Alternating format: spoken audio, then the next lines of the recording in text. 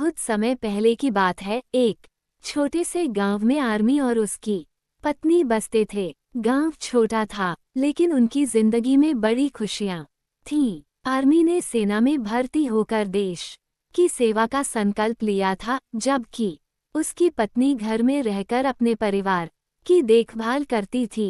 Army की सेना में 3 साल की सेवा के बाद एक दिन वह घायल हो गए। उसके घायल होने की खबर सुनकर उसकी पत्नी को बड़ी चिंता हुई।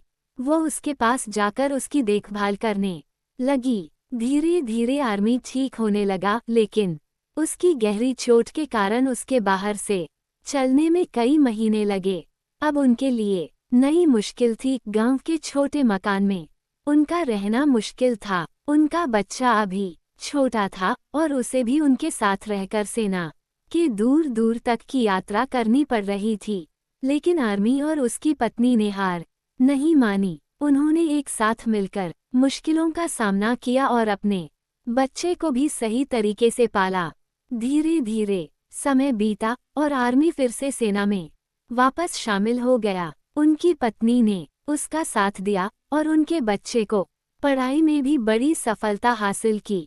आर्मी और उसकी पत्नी ने एक दूसरे का साथ देकर जीवन की हर मुश्किल को पार किया और अपने सपनों को पूरा किया।